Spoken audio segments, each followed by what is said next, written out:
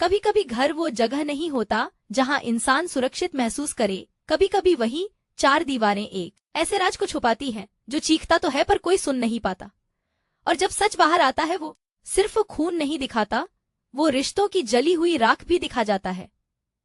ये कहानी है प्यार की, झूठ की, जुल्म की और एक ऐसी साजिश की जिसने एक मासूम लड़की की पूरी जिंदगी राख कर दी। अगर चैनल पर नए हैं तो सब्सक्राइब करिए, बेल आइकन दबा दीजिए और वीडियो अच्छा लगे तो लाइक जरूर करिए। चलिए शुरू करते हैं आज की कहानी। ये घटना है 21 अगस्त 2025 का।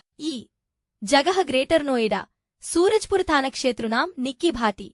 उम्र सिर्फ 20 साल। निक्की खूबसूरत थी, पढ़ी लिखी थी और अपनी मेहनत से चल रहा एक छोटा सा ब्यूटी पार्लर उस स्वतंत्रता की पहचान था।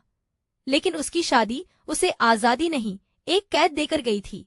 पति विपिन भाटी। शुरुआत में प्यार था पर धीरे धीरे वही प्यार झगड़ों में बदला और झगड़े जरूर एलम में। विपिन उस पर शक करता, मारपीट करता और सबसे दर्दनाक उसके दूसरी महिला से संबंध भी थे। निक्की ने कई बार कहा, अगर प्यार करते हो तो इज्जत भी करो। लेकिन इज्जत ही इस घर में सिर्फ शब्द था, हकीकत नहीं। इसी बीच निक्की ने अपने परिवार को इशारा किया था, यह घर मेरे लिए सुरक्षित नहीं है। पर किसी ने नहीं सोचा था कि उसकी इस बात का मतलब मौत होगा।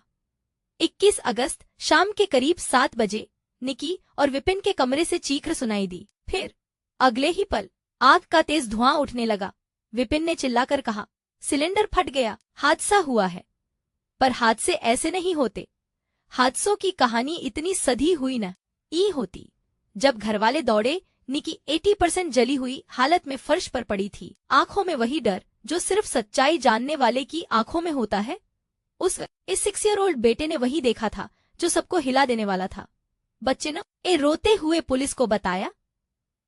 पापा ने मम्मी पर कुछ काला सा डाला और आग लगा दी।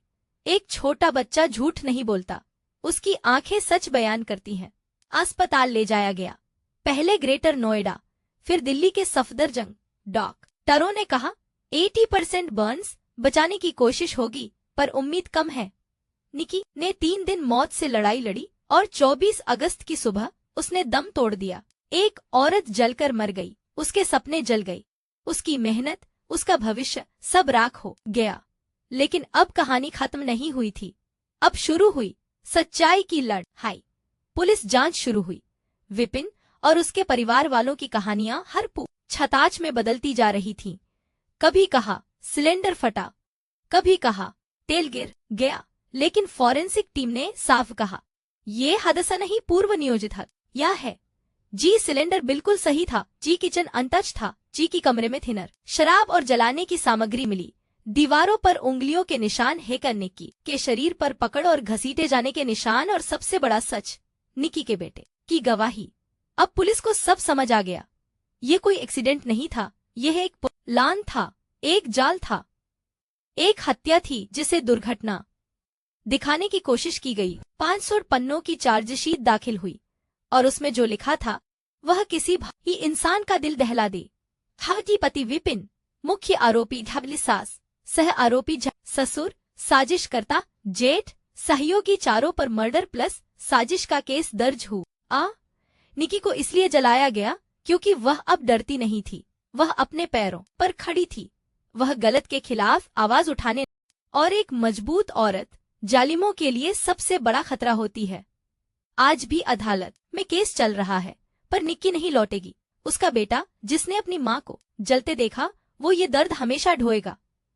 ये कहानी सिर्फ एक मौत की नहीं, ये कहानी है उस सोच की जो एक औरत के आत्मसम्मान से डरती है, जो उसकी सफलता से जलती है, जो उसे जिंदा जलाने से भी नहीं हिचकती।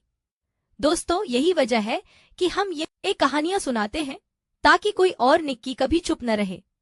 इस कहानी को सुनाने का मकसद किसी की भावनाओं को ठेस पहुंचाना नहीं है, बल्कि आपको जागरूक करना है।